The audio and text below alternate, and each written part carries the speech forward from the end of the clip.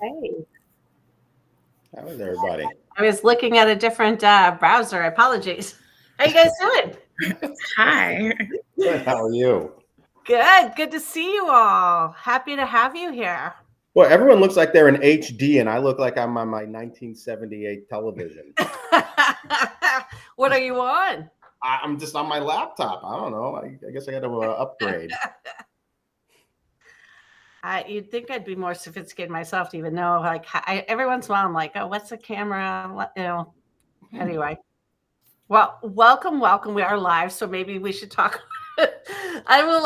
Let me take a minute to say hello and introduce this session and ask you all to speak. I'm Amy Pritchard and with Gain Power, and excited to be here with you, Max, Mac, Ashley, to talk about field organizing and taking it to the street, so to speak, whether that is for campaigns, doing voter contact, whether that's for fundraising, whether that's for qualifying, or a ballot measure, or like we'll get into all that. But I really want to hear more about what y'all do. Let me get just a little context for both you and folks who are watching. Yesterday we had 4 panels. We opened up this session, and we're doing this expo, if you will, really keeping it open all year and adding sessions throughout the year. We've used a lot of different platforms in the past to come and go. We really wanted something that was more of a networking platform and also a platform to help showcase others who do this work. So not just in the sessions. So all of you, I hope, are in our expo, and we'll do more special sessions to really highlight the folks who are part of that.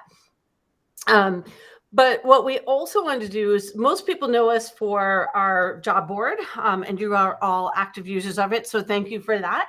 And for our awards and other things. But, not surprisingly, folks who come to us to ask about finding talent also come to us to ask about finding consultants, and ask for recommendations about different providers. And so we thought this was a very natural and useful pivot in some ways to sort of expand kind of our focus anyway, to really creating space to help both sides of this business, if you will, help the organizations find consultants and services, and help consultants find clients, and help create a marketing platform. I am not aware of any other real platform that out there that is, I will just say, values-based. There's some others that exist that are less values-based, shall we say. And I'll just leave that there. But and there's some smaller networking spaces and, niche groups here or there. Black Consultants Group, I want to give a shout out to. There's some women consulting groups and others that are more kind of internal networking, but nothing that's really open and transparent. And I feel like in so many ways, the work that we do is a mystery to so many people who watch it, including, frankly, people who are inside it, right? Understanding what are all the different things that we do. So today we have had already a couple sessions, one on fundraising, one on communications. Now we're here to talk about field and organizing. And we've got one more that's on data tech and some but digital. You three and your companies, I think, are some of the best in the business. And, you offer some similar services and some different services. I'll let you all describe more about yourselves, so you can define that. But that's just a personal observation. And I think do some amazing work. So a big part of this is, our audience. We've certainly got a few people watching live, but we're really trying to also create content that people can come back to and learn from, more like a podcast kind of format where people can come back and listen later. We'll be pushing this out. So I say this both for folks who are watching live. Do feel free to drop in questions. But I've got a bunch of them ready to go. But before I start, I just want to have you introduce yourselves. I'll start with you, Mac. You're first on my screen anyway. Tell us a little bit about who you are and what you do. Great. Thanks, Amy. It's nice to be here with everyone. I'm Mac D'Alessandro. I started knocking on doors when I was 12 years old for a guy by the name of Harold Washington, who was running to become the first Black mayor of the city of Chicago, where I grew up. And that instilled in me a great love for organizing and talking to people. in the community. I made a very wrong-headed detour to law school in my 20s, but found my way back to my true first passion, which is organizing, working with Service Employees International Union for many years. And about 11 years ago, some friends and mentors and I started a company called Campaign Industries, which is the company I own and run now. And all we do is organizing. And I'd like to, I think what has led me to do something as insane as running a field business for as long as I have is two things. One is it's the most human-centered thing I could think to do. Every day is about interacting with people, not just the voters we interact with, but the people that work for us. And that really feeds my soul. The other thing that I love about this work is that it gives us an opportunity to focus not just on the what, which is canvassing, which is, for a lot of other companies can be very transactional. We like to get into the how and the why this work is so important to winning campaigns and advancing issues. So I'm really looking forward to the conversation. And do you want me to pass this along, Amy, or do you want to go next? All right, Ashley, why don't you follow up there?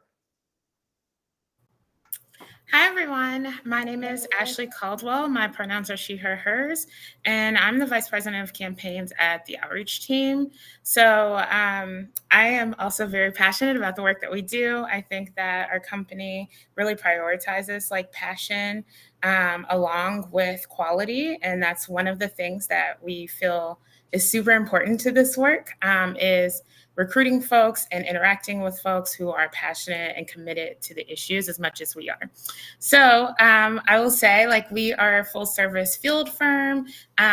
What we do is we do vended work for different organizations, PACs, different branches of the party, whoever really has a need in the progressive space for voter registration, voter contacts, signature gathering work, and organizing as well. My background is in a mixture of organizing and paid field. And I actually, coming into the outreach team, came into the organizing department because community organizing was so near and dear to my heart and was the majority of my background. And then kind of transitioned to also incorporating and doing more paid field. But I think for us, it is one to two things, right? We're very passionate about having face-to-face conversation with voters and people in the community, and really talking to them about the issues that are going to be most important for them year after year. And then we also, the other things, we also are very passionate about producing the quality conversations that are going to be the thing that actually motivates people to go out and vote, right? So making sure we're having really good conversations with folks to really make sure that we are doing the most in our power to inspire as many people as possible to exercise their franchise. And I'll kick it over to Max. Thank you. It was great to hear from both Ashley and Mac, and thank you, Amy, for inviting me here. I'm happy to participate, and I love talking about organizing and staffing in general. I definitely know your companies by reputation. It's great to hear a little bit more about it, and it's fun to, I guess, exchange ideas along these lines. We're at scale. I started it in 2018. Actually, 3 weeks ago was my 20-year doing this work anniversary as an intern for Howard Dean in New Hampshire.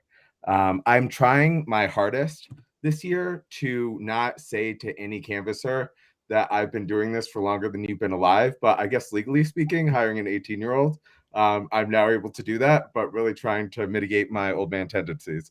As a company, we're generally structured as a substructure and superstructure framework, where I think of us mostly at a core conceptualization as a staffing agency, because I think the absolute most quintessential component of producing good field and good organizing work is, to one of Mac's points, I think really investing in the people that directly work for you, and demonstrating that through the actions and through the structurings that you take in your approach to this work. So we have operations department and we have a program department. Operations department sole conceptualization and goal is to utilize as much framework and as much quote unquote bumpers on your bowling alley to push the program department to maximize the amount of time and investment in human development, in conversation development and other concepts that allow for a good work product to go out. So the main things that we really focus on are only having to deal with our own problems. We follow a Waffle House, ExxonMobil philosophy of internal promotion is the way to get higher jobs with us. I believe last year, 40% of our leadership staff were previously canvassers for us. And we really lean into that. We tried to basically both show the staff that there's development and that there's room for growth and that we want to invest in you in the long term. And then also it allows them to manage canvassers better because they can speak to them directly as a very close proximity peer. So those are some of the main conceptualizations that we focus on, really utilizing an organizational structure in order to allow the most human development, which I think in turn produces the best organizing work product. We're looking forward to 2024. Definitely dabble in all of those areas of petition collection, canvassing, voter registration, and all the good stuff that Mac and Ashley do as well here. And looking forward to a lot of Democratic W's. Love it. Clearly, I need to learn both about Waffle House and Exxon. I was like, I've not heard.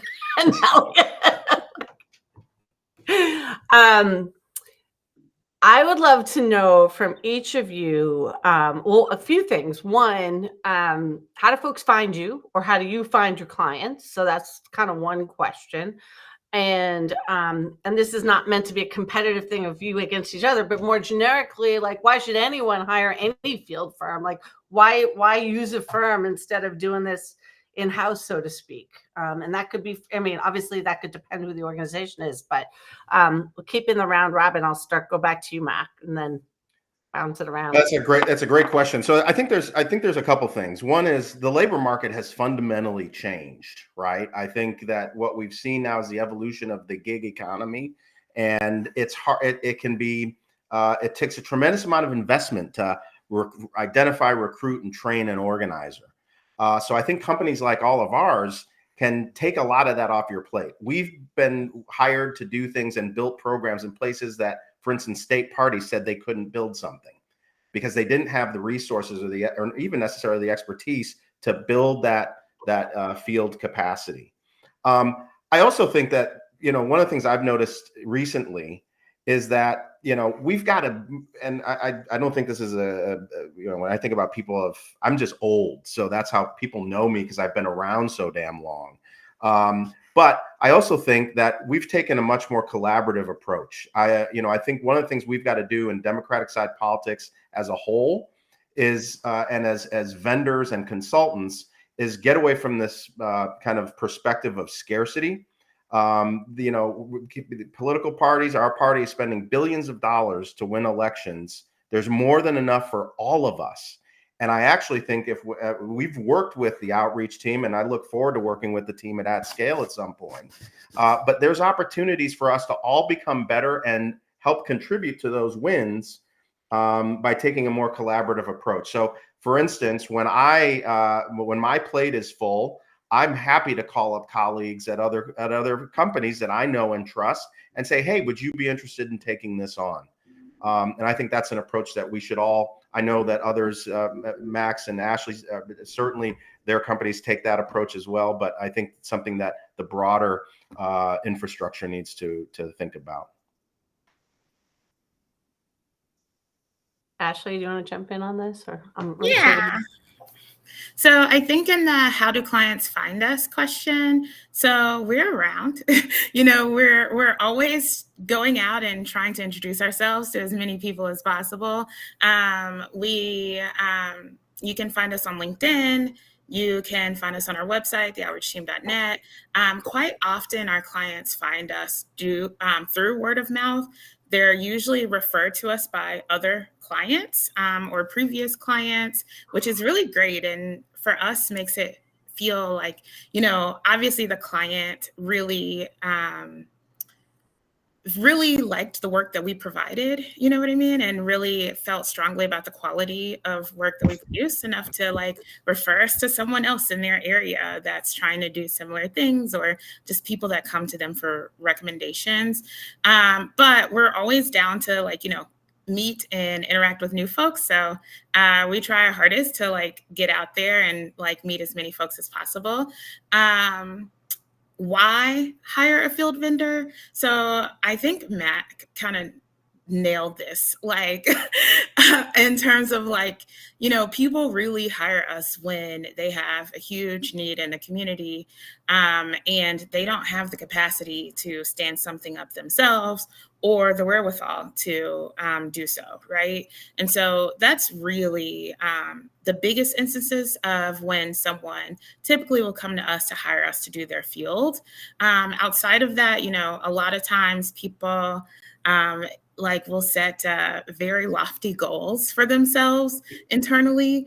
And then they get out into the field and realize this is a lot harder than I anticipated. Recruitment's not really going that great, or just having a hard time training folks to make the traction that they need between doors in order to hit those goals. And so I don't know about Mac and Max, but I'm pretty sure they get a lot of this too, of people coming to them a little bit later in the cycle who are like, hey, I have 200,000 doors I can't get to. Can you guys put something together for me? That is also when field vendors come in handy.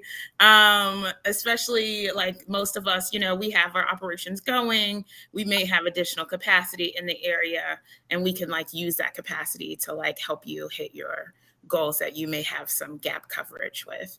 And I think those are really the two biggest things there. I will say, just to piggyback, Mac, on what you said, collaboration is important amongst field vendors. And for us, I think it comes up a lot because sometimes people will come to us for things that are not necessarily sometimes within our expertise, or in an area that maybe we don't have capacity in, right? And if we know other vendors that are set up in those areas already, quite often we'll refer them to them, or make a phone call and say, hey, can you take on this stuff? But I do think that that's important. I think that it's important that we all kind of get along and play along, because we're all working towards a common goal, right? And those goals and those needs in the community are so much bigger than us and individually. So yeah, I'll kick it over to Max. I 100% agree with both Mac and Ashley. And I was trying to, I guess, think about what some additional color commentary on this would be that would be productive. And one of the things I thought about was the question that was listed on the briefing for this was, has there been any lessons learned or takeaways from pandemic to post-pandemic? And I'd say that pre-pandemic, the classic move for how you hire and why you hire a field firm is, to Ashley's additional capacity point, the way that everyone used to do it is you hire all your field organizers probably April, and then you build out your volunteer capacity to the maximum point. You have a very solid idea of how many phone calls a day you can make, how many doors you can knock a day, and then you just do the vote math of minusing whatever your volunteer capacity is, and then you vend out on paid calls or paid canvassing the additional gap between the two. I'd say since the pandemic, people getting back into door knocking on a volunteer front in a mass capacity seems to be definitely lower, at least from my experiences in 2022. And I think that taking that into account, campaigns and organizations more have a framework that we're definitely going to have to pay for something, and our capacity is probably not going to be as high. So I think the dates have moved up a little bit in terms of when organizations and campaigns make the decision to hire a field firm. In a similar capacity as to how they find us, I'd say that we have a lot of referrals as well from other firms, both in the field side and in other services of campaigns. And then we do subcontracting as well, filling in gaps on other firms when they're overstretched and things of that nature. 2 years ago, so 4 years into us being in existence, I had my first very humbling experience of somebody finding us on the internet and calling, and ended up being a client.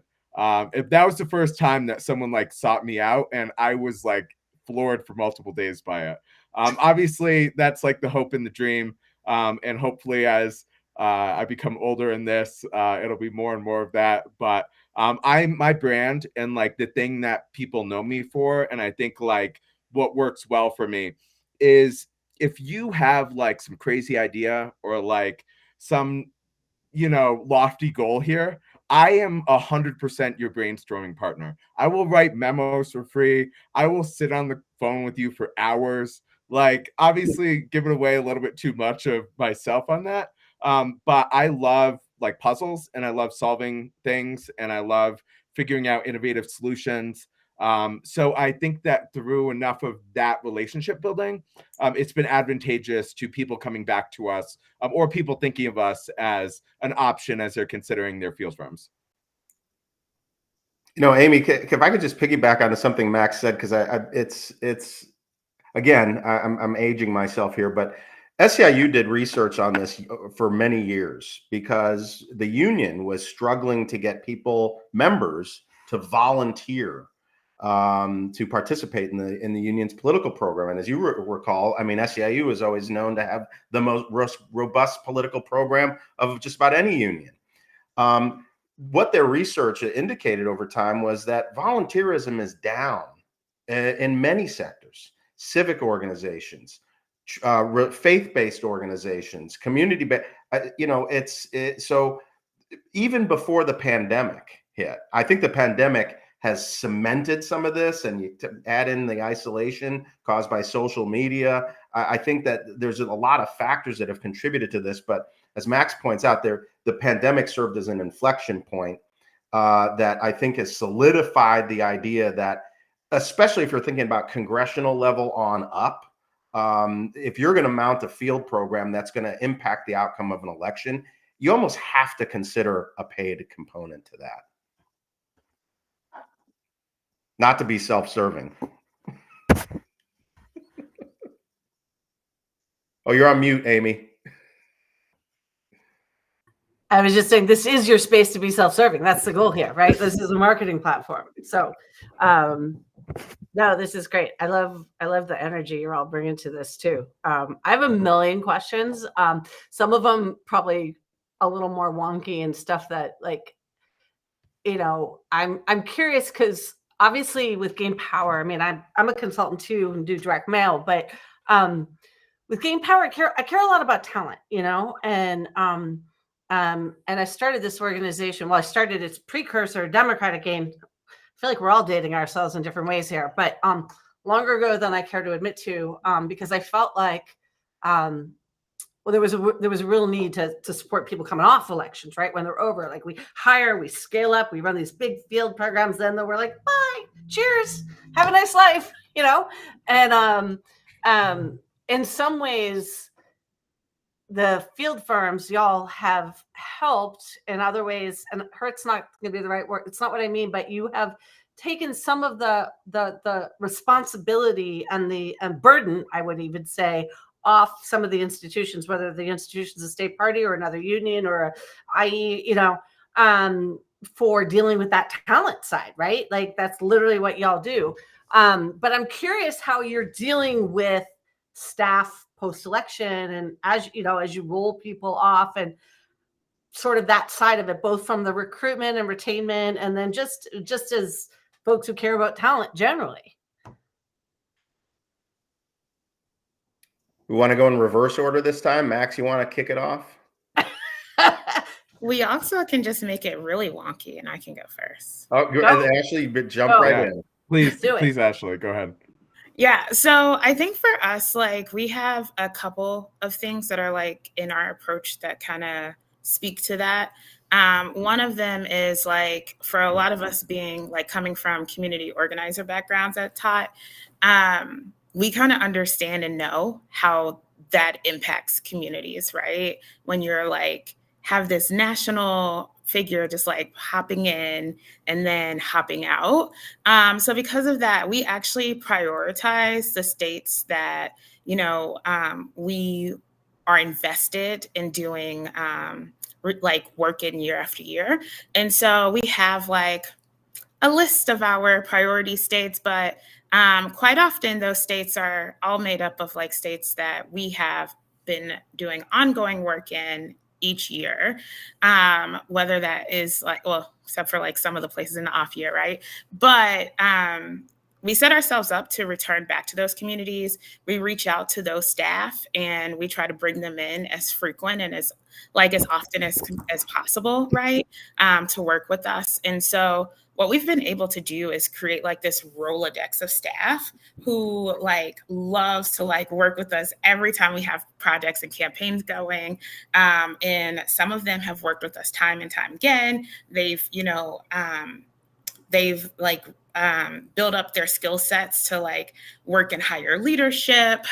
They have come on, some of them as national staff, and stay on all year round. And so we really are like really intentional about creating the pipelines for our staff to really be able to work with us every time we return. And then we also set ourselves up on the other side of that to return back to those places as often as possible to be able to continuously work in the communities that we've worked in previously. I think the other side of that is most often our clients are folks who are already doing the work in these communities and have a long-term investment and usually like physical office in these areas, right? And so when we go out into the field, it's very rare that we're ever branded as the outreach team.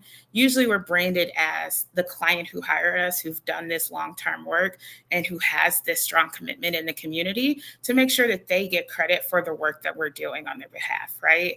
And so when we are going out, we are oftentimes building out lists of volunteers and people who can also be like recruited or trained sometimes by us as activists who in turn then start to, after we are shutting things down, we turn those folks over and transition them over to volunteering directly with the client, right?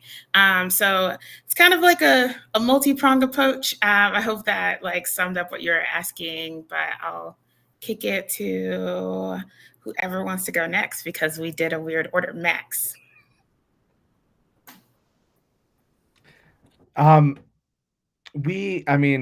I think just in terms of the fact that all of us have been doing this as long as we have somewhat similar approaches, definitely.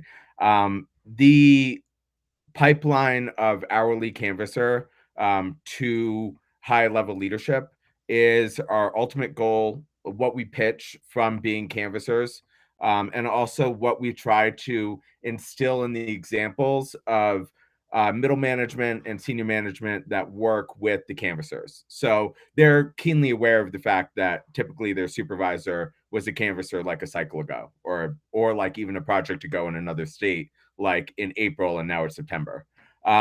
So from that standpoint, we really focus on investing in teaching. We like to only deal with problems that we created ourselves.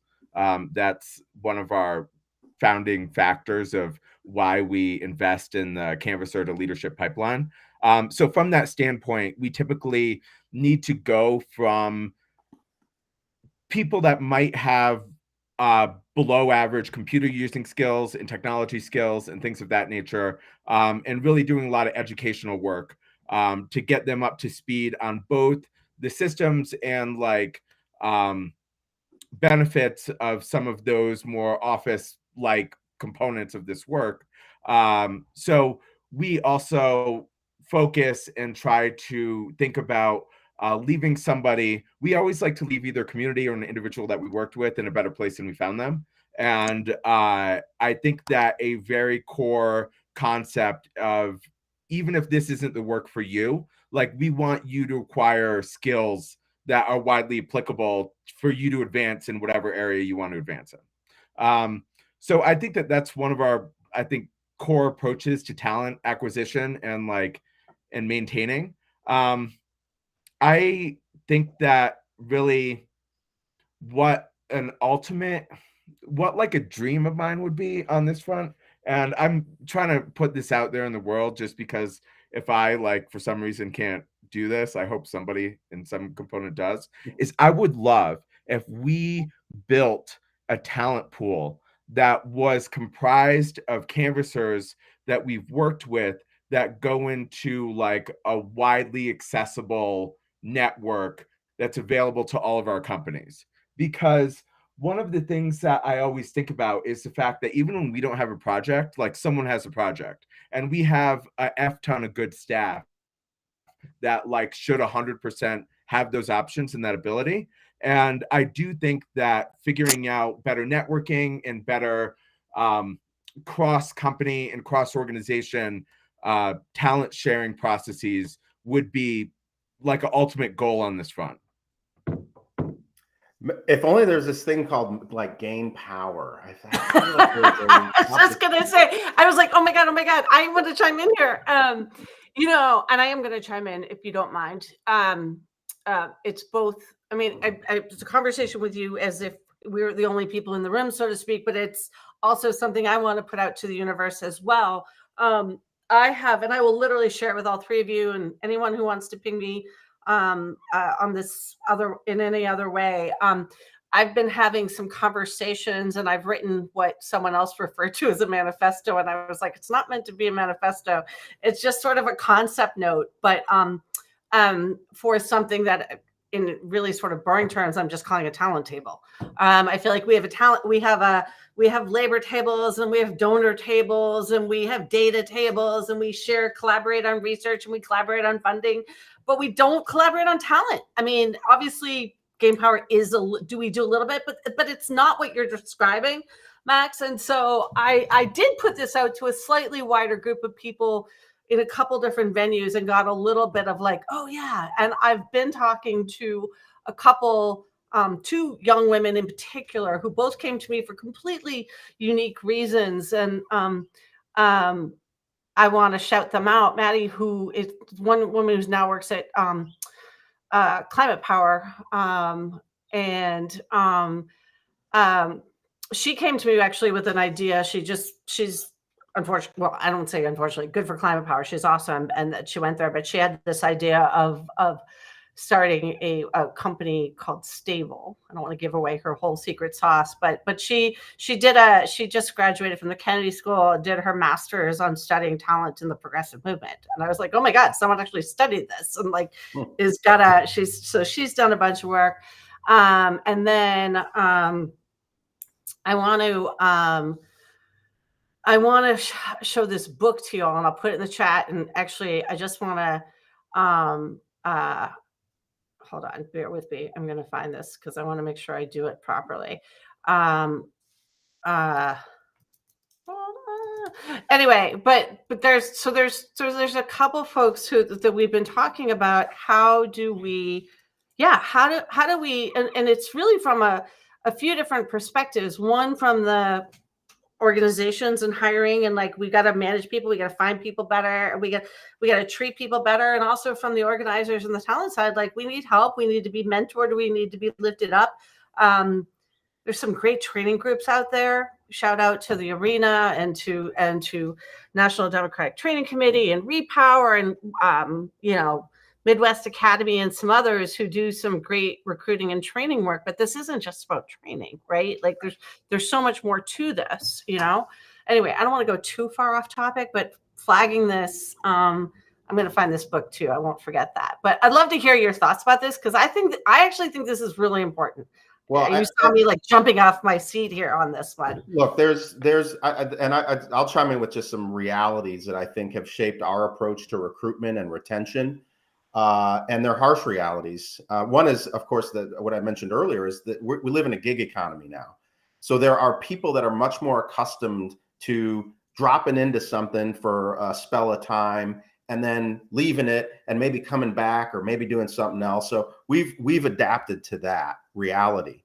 The harsher reality, and it's really an indictment of our society and our economy, is there are tens of millions of people out there, I believe, that have been overlooked by the labor economy. And a lot of those folks end up working on our campus operations. Now, when you have companies like At Scale or the Outreach Team or Campaign Industries, what you're going to find is a nurturing and supportive environment that's investing in the success of those people, right? But I do want to warn that there are companies that claim to do what we do, but treat those people in a much more kind of expendable and disposable manner, and just churn through warm bodies as they come through the door. They don't work out, they push them away. That's, I think, the absolute wrong way to approach this work. It's bad for business, it's bad for the individual, and it's bad for the client and the outcomes. I think the approach that we all have taken has been demonstrated to be a win-win-win for us as businesses, for the individuals that work for us, and for our clients. Can we say something else on this too? Absolutely.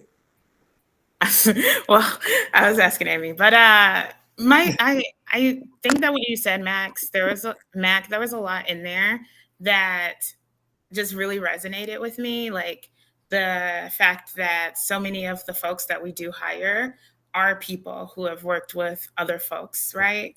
And haven't had the best experiences. And quite often that like really deepens their love for us, right?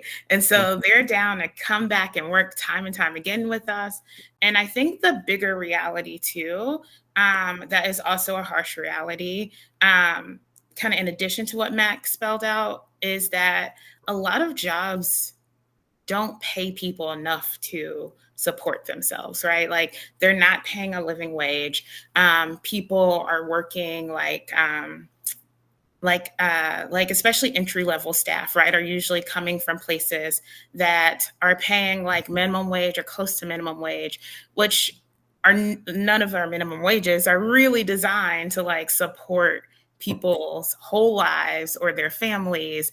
And so I think that's another thing that really attracts people to us, right, is that not only are we offering these positions in their areas that are aligned with like their passions and their belief, is like we're also offering like jobs that pay a living wage. And I think that because of the reality that most jobs grossly underpay people for the labor that they're doing, is that because of that, like people are down to come and do a short-term job and to really work like maybe anywhere from 3 to 6 months on a campaign, right? That's going to be paying them sometimes like more than like double of what they could be getting at other jobs in their communities. So I think that that is a part of this reality too, of kind of what attracts people to us.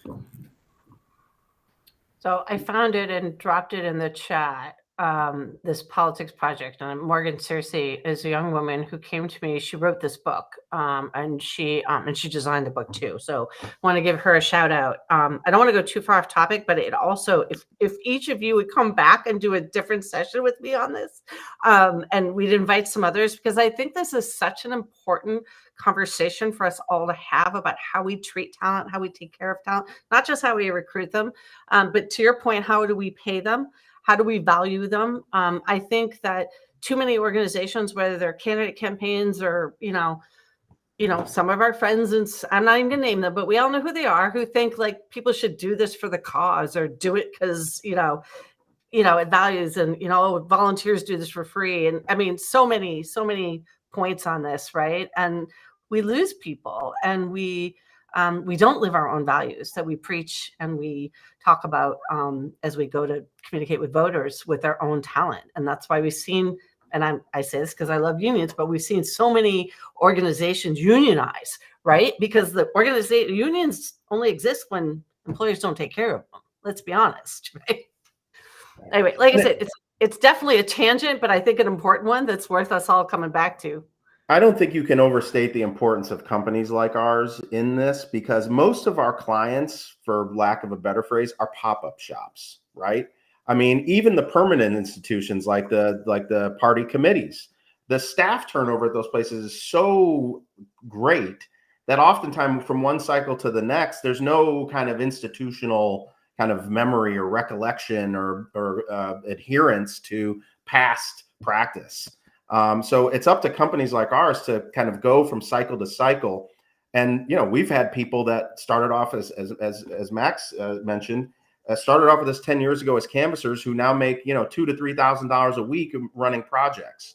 You know, so that requires a long-term investment. It also requires a willingness to not be scared that you're going to invest in somebody and they're going to up and go somewhere else, take the skills somewhere else. I mean, you can't live like that, and you can't operate a business like that. We've paid people to take Spanish. We've paid for. I got our human resources director. I paid for her degree in human resources because I wanted her to be better. Yes, for our company, but ultimately someday she may take those skills elsewhere.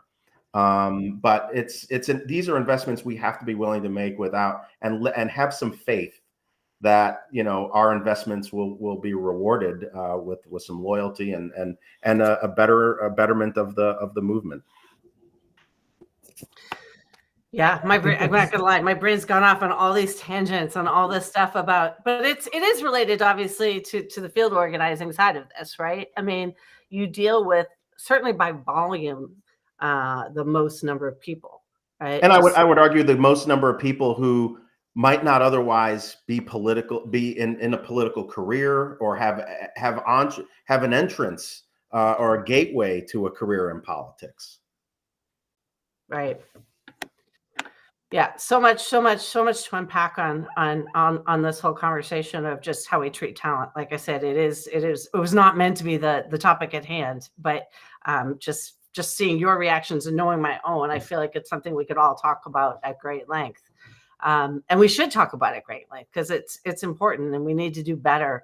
We need to do better as a movement. We need to do better in our own individual companies and on our, you know, for our clients, and have our clients do better for themselves. But tell me more about how, I am going to bring it back more to the topic at hand, though. Tell us about just operationally. I mean, you're all definitionally operations organizations, but like, how do you decide how to structure, you know, without getting into all your, you know, personal finances and secret sauce? Like, how do you charge for what you do? How do you decide? How do you you know, obviously your businesses, you got to make money. So, you know, you pay someone one thing and you're marking up to another, or, you know, I'm not getting into sort of, but like structurally, how do you operate? I don't know if you're comfortable sharing that, but I think for, you know, part of our goal here is to make this content stuff that's interesting for informative for potential clients too. Like, so how do your businesses, when you put together a proposal or get asked, what's your structure? Calling on you, Mac, just cause. You're calling on me? Oh, okay. So, you know, as I'm sure my esteemed colleagues will tell you, labor costs have become really significant, especially as we all do, if you want to treat people with respect and dignity and pay them what they deserve. So those are always the biggest things, right? We also we pay our command and control staff really, really well, because I need to have people available that can go and deploy to a lot of different places, often at a moment's notice. So that's also a big cost. Staffing is always probably 80 to 85% of our operating costs on any given project. The rest are usually kind of support costs. It costs money to recruit folks and onboard them. There are some central costs. Insurance. A lot of the committees now require that you have a variety of types of insurance, from employment practices liability to cyber to general business. So, you know, those are all these centralized costs. Fuel costs, thank God, have gone back down again, but for a while those were killing us. And I know different different companies have different approaches to this. I know that it used to be that you could go in any city in any state and find a for rent sign in a storefront and just call the number on it and get a place for a couple of months. Those days are gone. I mean, and so finding places that you can rent on the short term inexpensively, I haven't found that to exist much anymore, unless you can get in-kind space from an ally or community or organization. Ultimately, we don't have a price sheet. I create a little specification sheet. I don't write 10-page proposals anymore because no one reads them. But I just got by the numbers, and we tell people what it costs per attempt or signature or collected signature or voter registration application, or by shift or by a deployed hour. So that enables our clients or our prospects to make apples to apples comparisons with the other proposals that they're seeing. But the answer is always, how much does it cost? And the answer is always, how big a house do you want to build? Ashley? Yeah, so very similarly to Mac, kind of our breakdown in terms of how we set the budget, right, is 75 to 80% is just the cost to pay staff, right?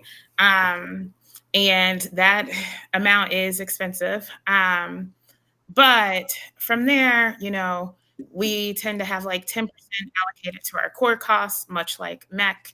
And then, and that covers all of those like insurances, a lot of the background work that people don't see, right? Like the hiring, the recruiting, or HR, all of those things.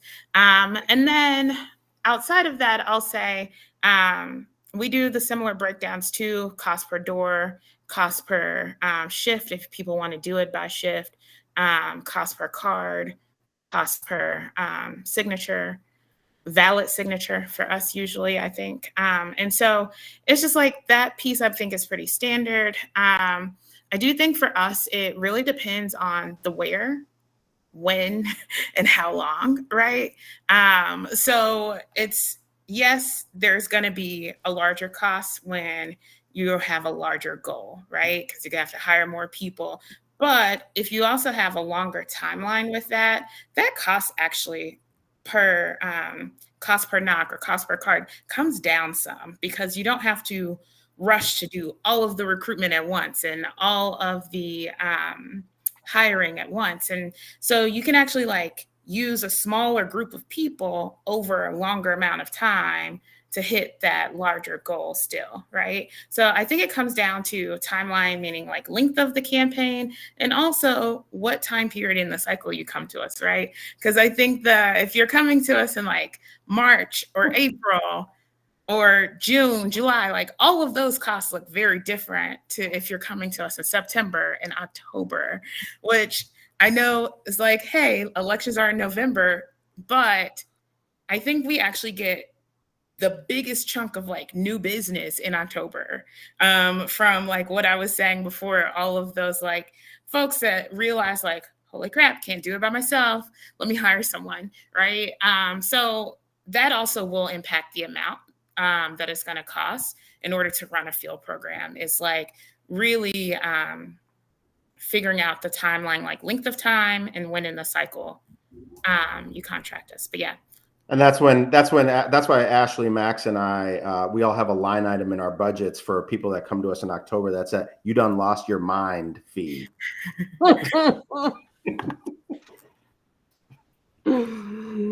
Max, don't want to leave you out here.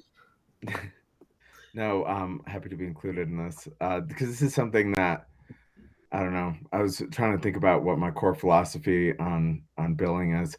I have a lot of similarities. Obviously there's kind of three generalizations of cost ranges between urban, suburban, and rural. That mostly has to do with things along the lines of time on turf over the duration of a shift, which would indicate how many, knocks per hour on turf that you could get, stuff along those lines. So that would be you're going to pay the most for to what you're going to pay the least for. Like knocking doors in Philly, you can step from door to door. So things like very solid quality canvasser work can very easily produce like 110 to like 120 knocks in a place like Philly, but you're obviously never going to get that in like the exurbs of Georgia, like Albany, Georgia, or something like that. So that's like a general framework. The way that we do our budgets are straight up line itemed for everything. One of the things that Mac mentioned earlier that's definitely very interesting in terms of the longer duration you're in business, you can negotiate more advantageous contracts. So like our rental car rates right now are insanely low. But the first 2 years, we could not get a company to agree to like long-term standardized every market rates. So one of the advantageous things about hiring a field firm and hiring groups like us is, I mean, another job I used to have is I used to do like a lot of administrative and operations work. And that's like a general frame point that I take to a lot of this. There's so many benefits that we have by being able to negotiate better, like payroll contracts, background check contracts, like all this stuff that an organization that's set up and taken down in 6 months, both wouldn't have the time to facilitate, and they wouldn't get the same like rate deals that companies like ours get right now. We do straight line out of budget with a retainer on it, and we view the work that we do from a similar standpoint to like government contracting. Like the price is the price, and it's within our incentive to obviously produce very quality work, but also to maximize efficiencies. So we do office selection location based on drive time polygons, based on hours of turf, to figure out what an accurate calculation of time on turf, like to placement of office space would be.